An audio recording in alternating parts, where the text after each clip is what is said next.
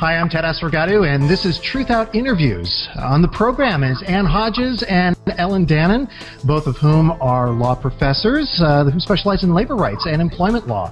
Ellen is on the faculty of Penn State Dickinson School of Law, and Ann is at the University of Richmond, and they have co-authored a series of op-ed pieces on Truthout that examine the weakening of the National Labor Relations Act of 1935 and how it's affected unions and employees here in the United States. Hello and welcome to Truthout Interviews to both of you.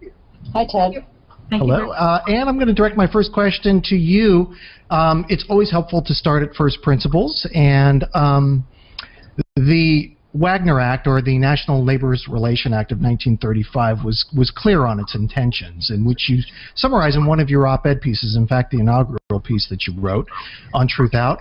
Can you tell our viewers what's in this act and that has added a sense of balance to the relationship between the employer and the employee? Well, I think it's obvious from the date that the law was passed during the Great Depression, 1935, and it was a time when Congress recognized the importance of giving workers power to balance the power of management, because management was using its power to depress the wages and working conditions of workers. So Congress decided to give workers the power to band together as a group, to join together, and to try to balance out that power of the employer with the power of the union and employees as a group. So what we had is essentially a group and the individual on one hand. So you had the power of the corporation, which was essentially a group of individuals coming together.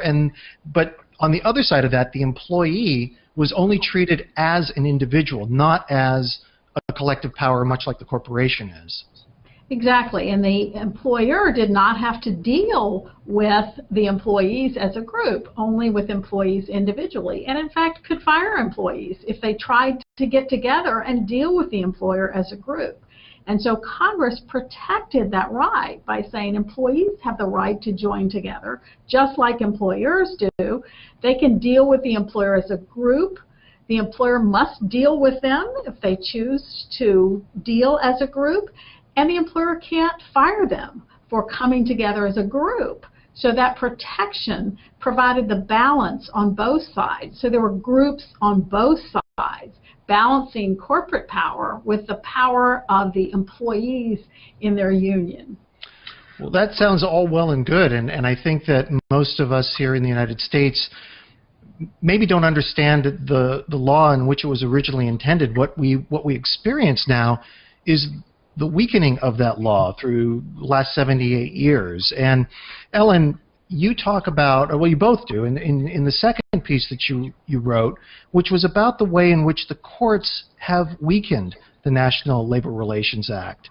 And these lawsuits have been brought on by businesses and interest groups that have chipped away at various parts of the law. And you hold up in the piece, in the op-ed piece that you penned, about the Americans with Disabilities Act and how that had been chipped away but had gone through a kind of renaissance. Can you explain a little bit about that? Yes, if I could just go back a little bit and add something to what Ann said. Sure. One of the things that I think is wonderful about the National Labor Relations Act and not really well appreciated is that Congress drew a timeline and drew connections between exactly what Ann was saying a few minutes ago and the effect of giving outsized corporate power, well, outside power to corporations and no power to employees. And that was that if you look back into the 19th century and the early 20th century, you end up every 10 to 15 years with a recession, a major, they called them panics in those days. And when you look at the effect after the National Labor Relations Act was enacted, that pretty much went away. It's not like we didn't have ups and downs, but we didn't have these horrific crashes.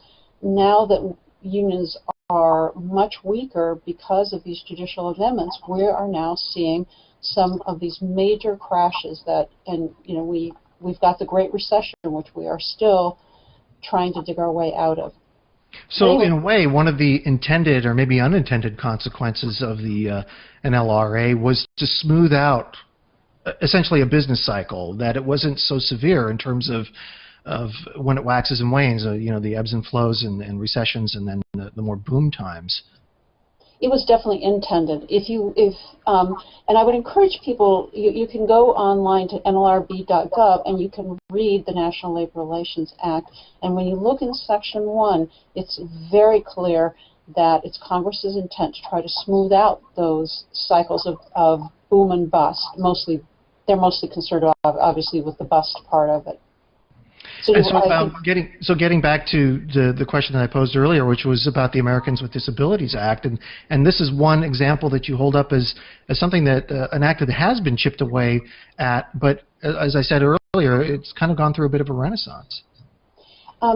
Well, when you look at the Americans with Disabilities Act, you look at Title VII, you look at just statute after statute that gives workers rights in the workplace, what you will find is that mainly the Supreme Court keeps chipping away at them, and with the Americans with Disabilities Act, Senator Sensenbrenner was his wife was very badly injured in a car wreck, and she continues to have problems, and so he's quite conservative, but he's a big booster of the Americans with Disabilities Act, and has he used all of his clout to get the judicial amendments out of the Americans with Disabilities Act and make it a much more protective act, the way that Congress had immediately intended it. So we're on this treadmill where Congress legislates, people lobby and put their money and time into this, and the next thing you know, the courts come along and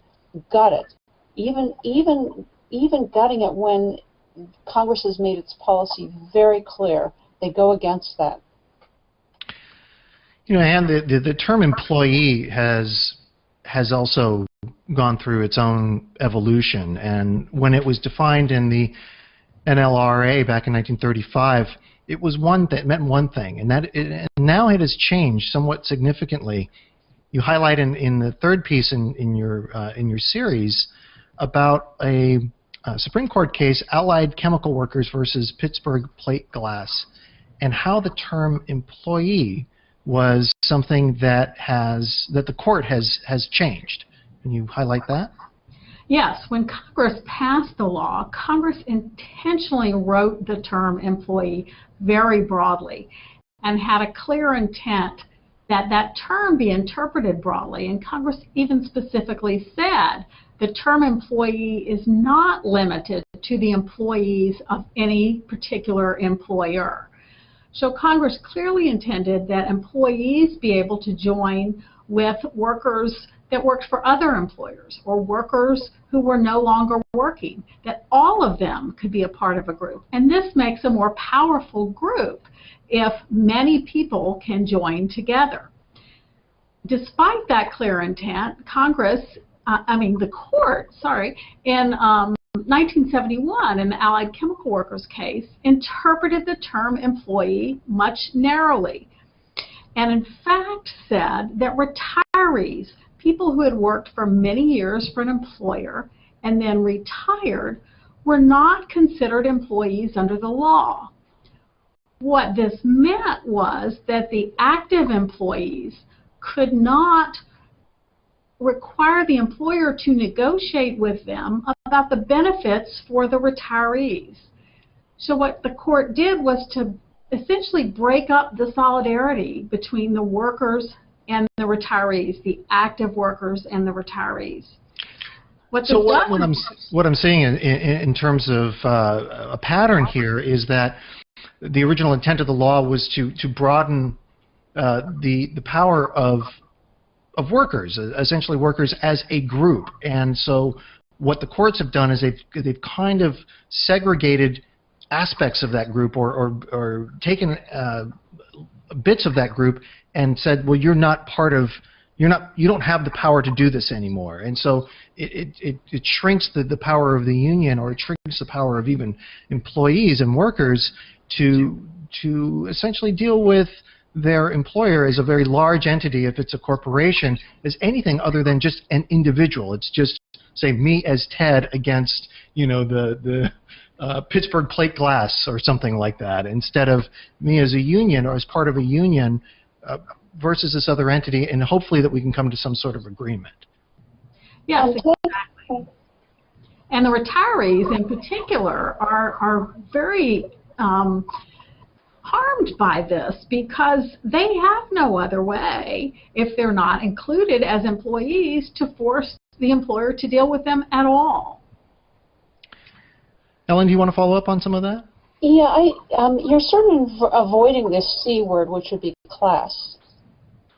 And one of the things that Congress was very clear about in the, if you read the legislative history of the National Labor Relations Act, they were talking about employers as a class, and that by grouping together employers were able to get a lot of power either as corporations or as partnerships. So Congress very clearly intended to have this balance of bargaining power by giving employees as a class the protected right to get together and to improve their working conditions. That was the only way they saw to end this period of boom and bust. And I think that what you're also seeing is sort of an ideological rift between people that want to see individuals and not classes in the United States, that we are all individuals to pursue our happiness as we or want to do, versus we're not like European classes. The United States is somehow unique in this sense. But what had happened in 1935, I said, no, I'm sorry, that's not necessarily the case. We are parts of classes within this country, whether we want to recognize that or not. Yes. I think there's sort of a myth that there is this individualism and that there's not a class society in the United States. And it's a myth that we perpetuate, but it's a myth that's not really reflected in reality. Absolutely, absolutely. And I didn't mean to avoid the word class. Maybe I left it open for you guys to just jump in there and that sort of thing. But my final question is the current piece that you are working on, that you have penned, and that centers on the power of the strike, which is how that has been weakened as well. And the strike is not something that workers or unions take lightly. This is sort of a weapon of last resort, that they've reached an impasse, and that they're only the last card that they can play in terms of getting the employer to negotiate with them is to essentially walk off the job and to strike. And then this is also being weakened. So this is to you, Ellen. That's actually a piece that Anne wrote. Okay, well then we're sharing the writing, but one of us takes the lead in drafting it, and Anne has, a wealth of experience as a union side and employee side attorney. My background is as a former board NLRB attorney, so I'm going to turn that over to Anne. Okay, Anne, take it. Well, I think you're absolutely right about the strike being a weapon of last resort, because when employees walk off the job, they're not getting paid. So they do not take that step lightly. But it's an important weapon. It's a weapon that's been used by organized labor for many, many years, a way of showing resistance to the employer, to the employer's demand. And only when they're feeling very much exploited do workers actually walk off the job. What the Supreme Court has done is to make this weapon almost useless by saying that employers have the right to replace workers when they go on strike, and not just to replace them temporarily, but to replace them permanently. What does this mean? Well, they're not actually fired, but in reality, it's almost the same thing. The only way they can get their job back is if the person who replaced them leaves. So for employees now, it's an incredible risk to go out on strike, because they can lose their job permanently. And this has really weakened this very important weapon that organized labor has used for many, many years. So what I'm gathering is that it used to be that Well, they called them scabs, right? That Right. come in and work. I don't know if they still use that term. Maybe they still do. They do. When did this change occur? That's my question. Is that replacement workers were given such essentially such a protections over those who were striking? Well, what's interesting is the case that decided this was decided back in 1938. And it decided an issue that wasn't even really before the court, but the court in this case reached out to say that employers can permanently replace striking workers. However, this is a right that really was not used at all or rarely until the 1980s. And since the 1980s, employers have increasingly used this weapon of permanent replacement or threat of permanent replacement to discourage employees from striking and to break strikes that actually occur. So it's the decision was a long time ago. The use of it has been in the last 30 years, and it has been extremely destructive to the strike weapon. In a way, the theme is not only the weakening of the NLRA, but also the protection of the corporate class and atomizing individuals and making workers feel like that they do not have recourse in whether they felt wronged, whether they want to band together in a union to become a more powerful entity.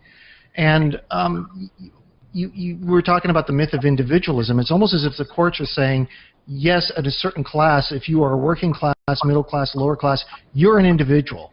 But if you're in a corporate class, no, you're a protected class entity. You're a larger entity that needs to be protected. Even though the Citizens United case said something about corporations are individuals. So we have this weakening of laws, but we also, as workers, I mean, I work in California, and most of the employers, because we're a right-to-work state, they make that up front. They say, we're a right-to-work state. We can fire you at will, and you can leave at will too. So they leave that open. Like, you don't have to give us 2 weeks notice or anything like that. So it makes it feel like, at least from my perspective as a worker, I don't have a lot of power on negotiation. I don't have a lot of power within the company that I have. I lend my skills and my talents, but there's nothing stopping the company from saying, well, see you later, here's the door. And it's interesting that when you look at what you were just talking about in terms of Citizens United and about employees versus corporations, where we give corporations, under Citizens United, act as though they're persons and give them a much more special kind of status as a person than we actual flesh and blood human beings are getting. It would be interesting if we took the rights of a Citizens United kind of a person and gave them actually to employees to have more of these protections. And you were going to say something? I was just going to follow up on the employment at will issue and say that was one of the reasons that unions are formed. And employees who have unions typically have protection so that they can't be terminated at will. It's one of the things that's in almost every union collective bargaining agreement, is that the employer has to have just cause to terminate an employee. Where you don't have that, you are an employee at will. You can be fired essentially at any time for any reason except these discriminatory reasons that are defined by specific laws like the Americans with Disabilities Act that we were talking about earlier. So there is very little power when you're so vulnerable to termination. There's a great book that came out about a year ago by Chris Romberg through Russell Sage was the publisher of it, and he looks at the Detroit newspaper strike, which occurred about a little more than 10 years ago. He really dug into a lot of the law there and also the human face of that whole thing. So it's a great read, and just because it's published by a university kind of quasi, academic press, is no reason to be afraid of reading that book. It's a great read. I think we're going to have to leave it there because we're up against our time wall, but I want to thank both of you for being on Truthout Interviews. Thank you very much.